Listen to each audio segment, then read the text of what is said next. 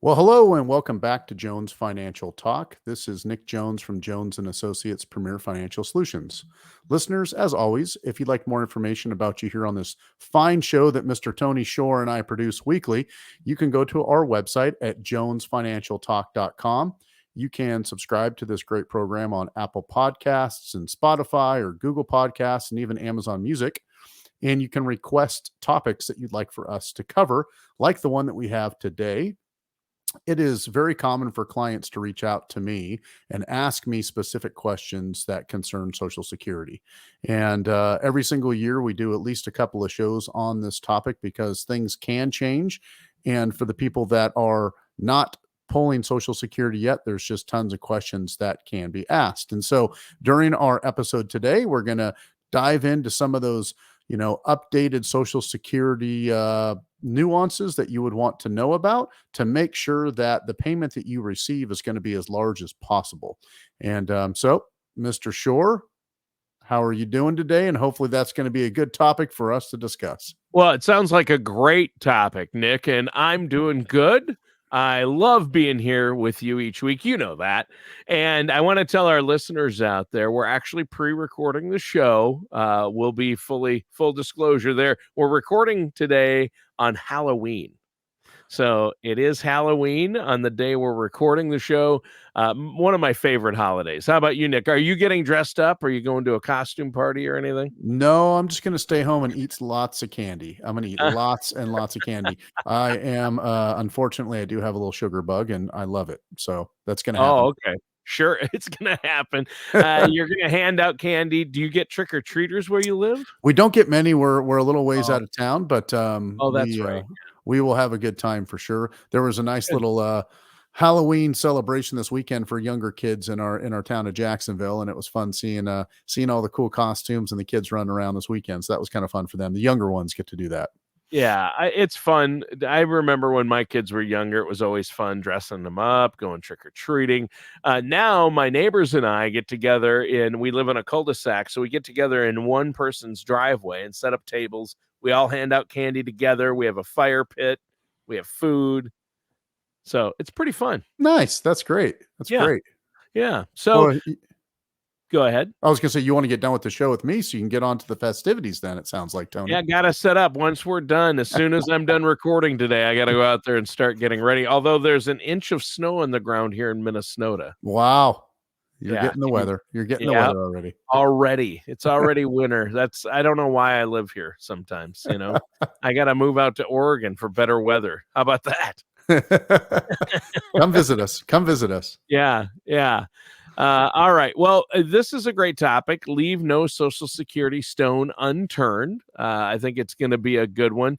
And I think that the best way to make it through a cold and snowy winter, like we have in my neck of the woods, right, is to get out of Dodge for a week around the middle of January. So it's always good when we can talk about Social Security, though, right? It is. And, just recently there was a pretty big announcement with what the cost of living adjustment for 2023 is going to be. And that's just over 3% this year, which is decent. Usually it's less than 1.5% a year if you look back at the averages. Sure. But what that tells you is the government still feels like inflation is a little bit prevalent, and so they're going to hopefully bump everybody's income up there. But talking about Social Security, Tony, claiming your benefit early is probably the most common reason that some people find themselves receiving less than what they'd anticipated.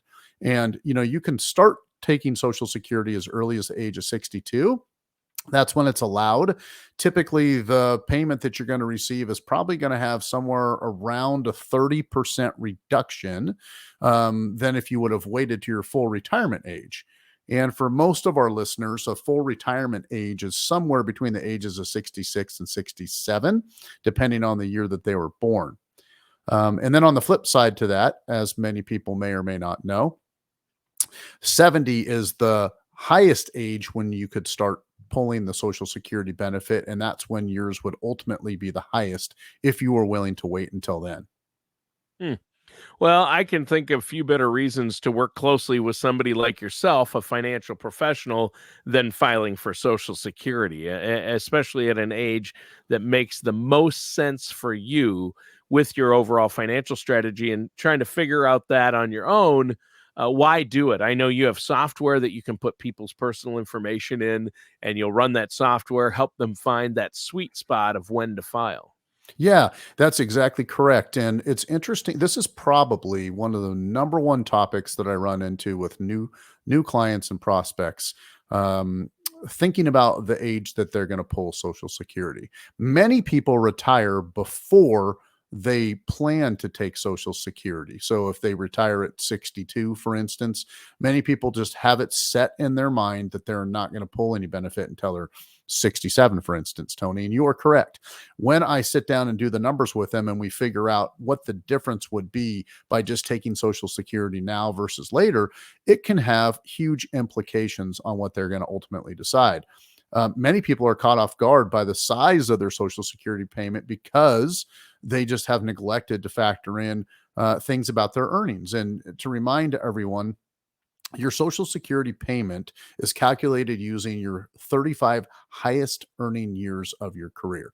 And so if you worked fewer than 35 years, those non-working years are marked as zeros and can be a detriment. Okay. The reason why I mention that is, and why we're talking about this Social Security maximization report, depending on when you want to take it, like you mentioned, Tony, is because if you read the paperwork carefully, it says you will receive this benefit at your full retirement age if you continue to work and pay into the system. Hmm. If you read it specifically. So a lot of people just assume I'm going to stop working at 62 and I'm going to wait till I'm 67 to get my full benefit and I'll get that. Well, that might not be the case based on your specific situation, which is one thing I just wanted to bring up. And you mentioned our software programs that we utilize to organize that. You are correct. That is something that we do with most of our people that are coming in and asking us for advice for sure. Well, and that's something you can do for our listeners and viewers, right? You can run a Social Security maximization report for them because every person's situation is different. I know so many people I used to hear, you'd be talking to a neighbor or a friend or a coworker or a family member, and they'd say, "Oh, you got to file when you got to wait until you're 67, or no, you've got to file immediately at 62." You hear different opinions, but everybody's situation is different. It depends on your own personal situation, and spousal benefits come into it if you're married. So I know we'll be talking about that. But as you've mentioned to us previously, Nick, if you're in your early 60s and you enjoy your job, you're making a higher salary than you ever have, then there's a real benefit. You can get some higher earning years into that formula that calculates what you're going to get, at least in terms of Social Security. So, some people, they like work what they do, so they work into their late 60s or even until age 70, and then they're going to get a really high Social Security amount. And that makes sense as well for some people. If you have your health and you're doing good, some people might want to do that as well. Yeah, and a lot of people also ask me, Tony, specifically about Medicare when we talk about Social Security, because the programs kind of go together, Yeah. And typically your Medicare Part B premiums are automatically deducted from your Social Security payment. Mhm. This year, for instance, in 2023, the Medicare Part B premium is about 165 bucks a month, and it's deducted right from your actual benefit. Interesting kind of thought here, though. If your Medicare premium goes up, which does happen sometimes, it won't lower most of the Social Security's recipients' monthly payments after you've already filed. Okay. It is dependent on how much money you're making. So, for me to give you a couple of numbers here for people to keep in mind, this year in 2023, people that receive Social Security who have an income individually that's higher than $97,000 or jointly that's higher than $194,000, that's for married couples, obviously, will see larger Medicare Part B premiums and potentially smaller Social Security payments. That's something to keep in mind.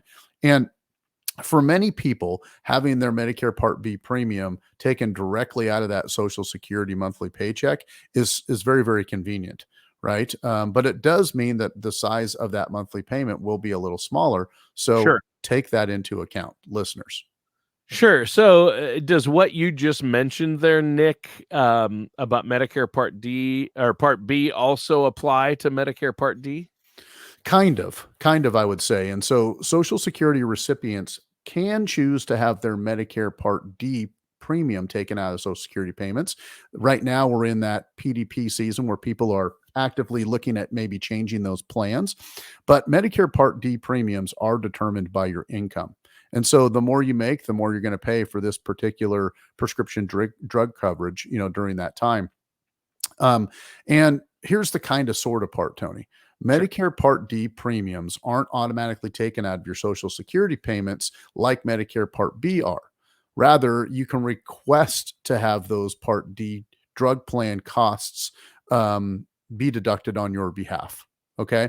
But you definitely want to be aware that those Part D benefits come with late enrollment penalties and also IRMA, which is an income related monthly adjustment amount, which may impact some higher earning recipients. And so you definitely just need to talk to somebody about it before you make any of those decisions. Yeah, and I know that again, you have tools to help people with this, like the Social Security maximization report, and you can go over. I know you have documents harnessing the power of Social Security, and that's important. And I know our listeners out there, if they need to do this, I'm sure they have questions. They can just give you a call, right? Definitely. This is something that we review with many, many of our clients and prospects that are at the age when they're determining when they're going to take these benefits. It's a huge thing that you have to thoroughly understand before you make that decision. And having those resources at your fingertips is just easier to help you understand those types of things. So definitely available for people that are listening today, Tony. Right. And I want to give away some of those Social Security maximization reports and consultations. I know that you offer those at Jones and Associates. Listeners and viewers, all you have to do is check out the website jonesfinancialtalk.com.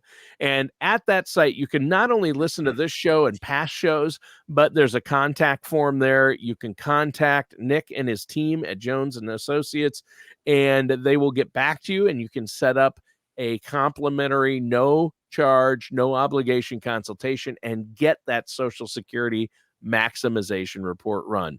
Again, that web address is jonesfinancialtalk.com. Easy to remember. It's the name of the show, jonesfinancialtalk.com, and you can meet with the folks at Jones and Associates. And I know you have Medicare specialists, you have work alongside tax specialists, and you do your fiduciaries, you do financial planning, and always look out for the client's best interest. So there's no cost, there's no obligation, just your time if you want to set up that initial consultation, and there's no obligation. I would recommend it just to have the Social Security max report run, especially for couples. I mean, that's Definitely. really, really important. Now, this has been a great discussion. What do you have for us next, Nick?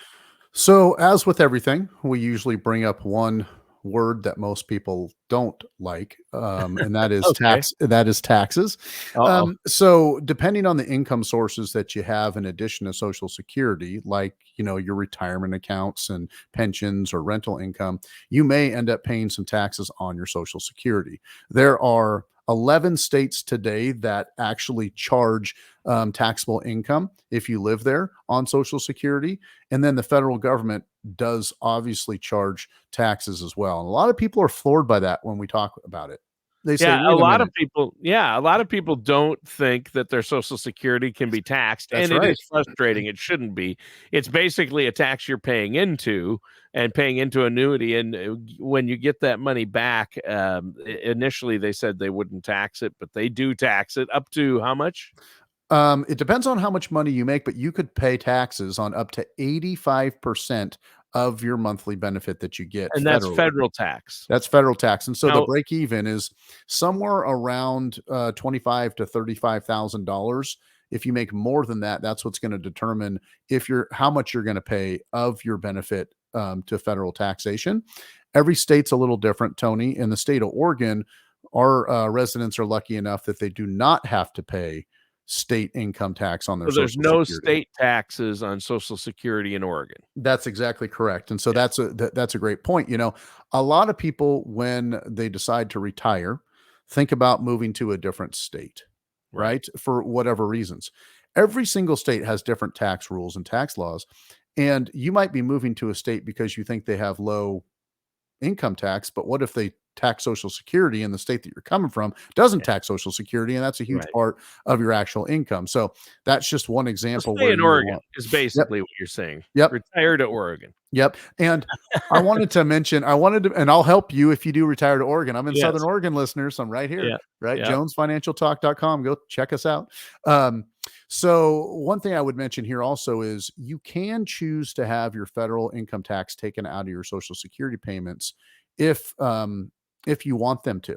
So you just file what's called a W-4V, okay, with the Social Security Administration, and you request to have them take out 10, 12, 22% of your monthly payment for tax purposes. Many people Mhm. do that. And so it's available and it's easy to set up. Thought I'd just mention it, Tony. Okay. Interesting. I didn't know about that. That's nice that they have that feature, I guess, if it makes sense to use it. But I wouldn't make any decisions like that without consulting a financial professional. And like you said, you're in Southern Oregon, but no matter where, I just want to clarify for our listeners so they don't misunderstand what you said. You help people retire all over the place, even outside the US. Oh, yes. We're a You do SEC financial registered firm. planning. Yep. Yeah. We're an SEC registered firm. And we have clients today in 38 states. Yeah. So yep, we're all Yeah. over the place. Just handier if people are retiring to That's Oregon, but exactly it right. doesn't really matter. But yeah, we're talking about Social Security, and obviously, again, you want to maybe wait until your full retirement age before you file. So many people file at 62 as soon as they can because they think, "Hey, I'm going to get more checks that way," but they're decreasing the amount so much that it depends. If they're not going to live that long or they don't need the money, it probably would make much more sense to wait, right? Yeah, and so let me think through this and see if I can come up with an analogy or a way to explain. For most people, taking Social Security at 62 versus 67, for instance, those additional 5 years, Tony, equates to so much money from an income perspective that if they take it at 62, the break even point of when they'd actually make more by waiting until 67 is somewhere around 12 to 15 years.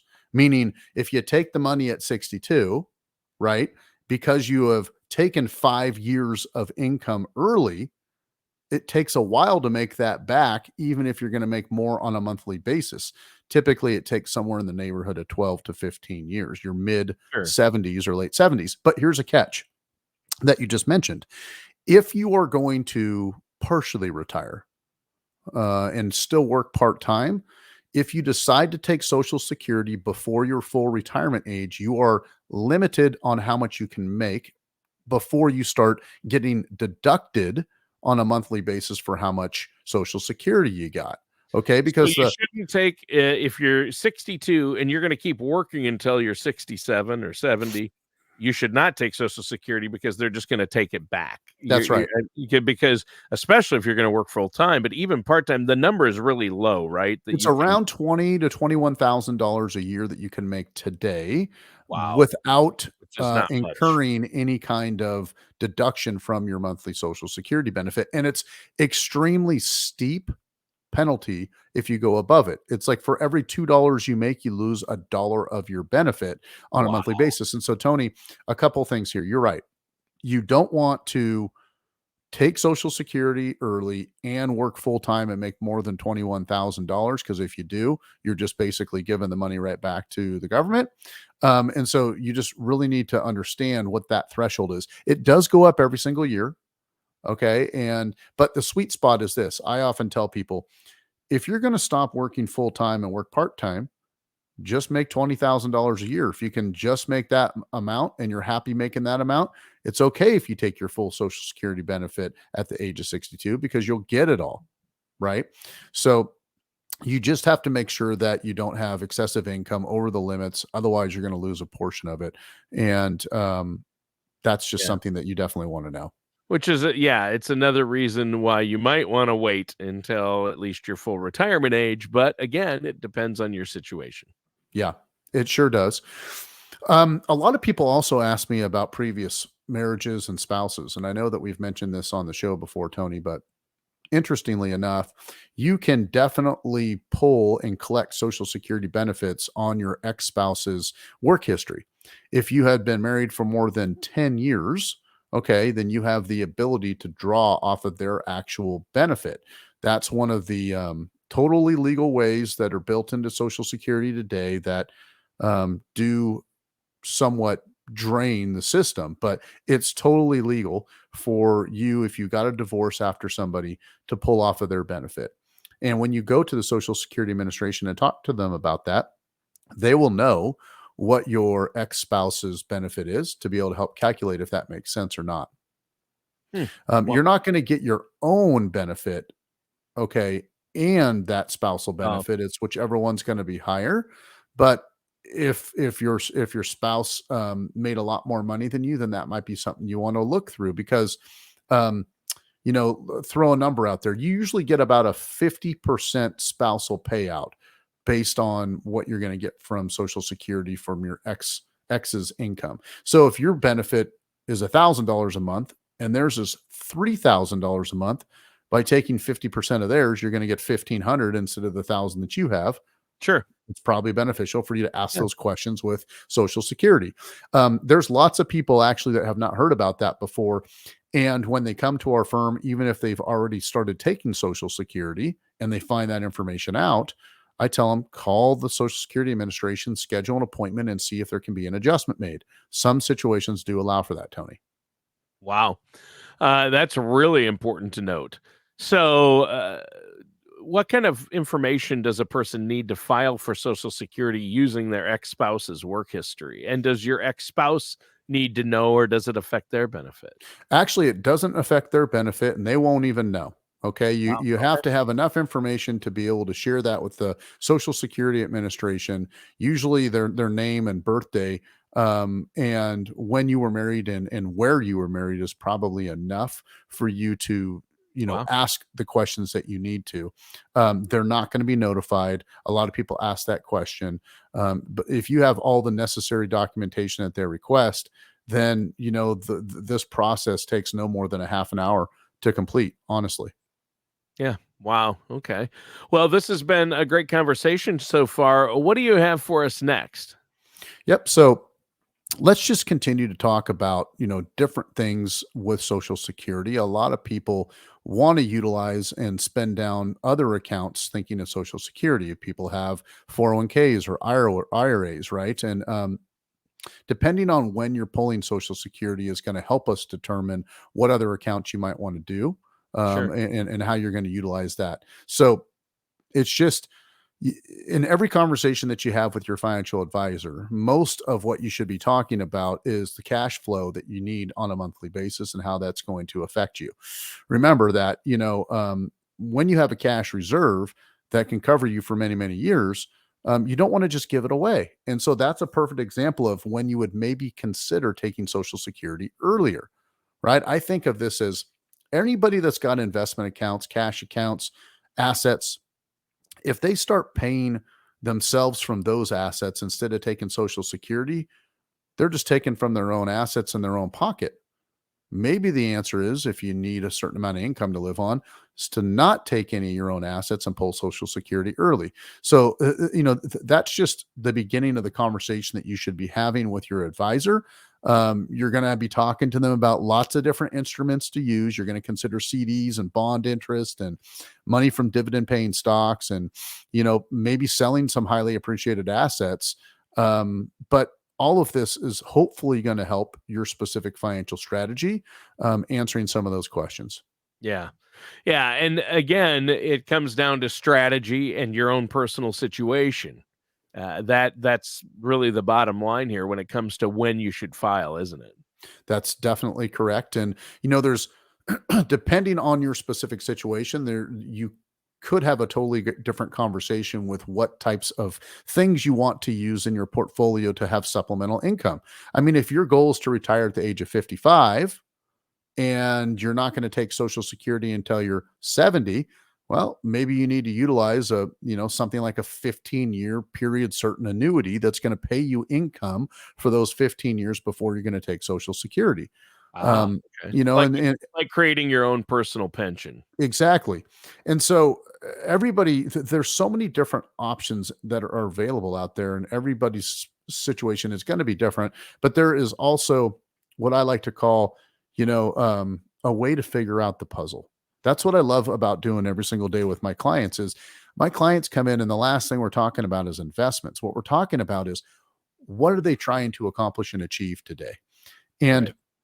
it literally is just a math problem that you have to solve. There's so many different options and ways that you can come to that, end goal.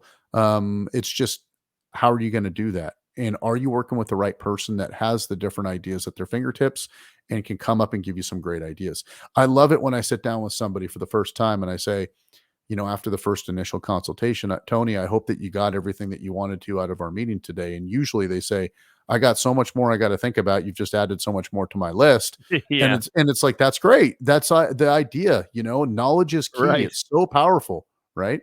Right. Knowledge is power. Well, this is a great discussion. And obviously, there are a lot of ins and outs to Social Security, a lot of facets to look at. And that is why don't go it alone. Don't just go with what you heard at the water cooler at work or from your uncle or brother in law. Get advice, sit down with a financial services professional. I know that you go through this day in and day out with your clients and the people you meet with who come in, the listeners who come in to talk to you. You go over Social Security maximization and their own personal situation. I would say if any of our listeners have not yet filed for Social Security or have recently filed, they need to give you a call, have that max report run, look at where they're at right now and look at where they're going to be when they think they want to file for Social Security or where they're at with Social Security. It's huge. So before we go, let our listeners know how they can get that report run, Nick. Yep. I want to mention one more thing as well that I just thought about, Tony. When you ask to have something like the maximization report run, also ask for an income report that shows where your income is going to come from. And it's got to be written. If you're not talking to your advisor about a written income plan with how you're going to spend down your assets and where you're going to utilize different investments to be able to give you the income that you need, you're doing yourself a disservice. That's almost as important as this conversation with Social Security. But long story short, if you just go to jonesfinancialtalk.com, you can request that maximization report. You can also talk to me about an income solution report that I can just utilize and show you in black and white exactly where and how this will work and why you want to do it for your specific situation. It is a complex math problem, but it's not difficult to figure out if you do this every single day.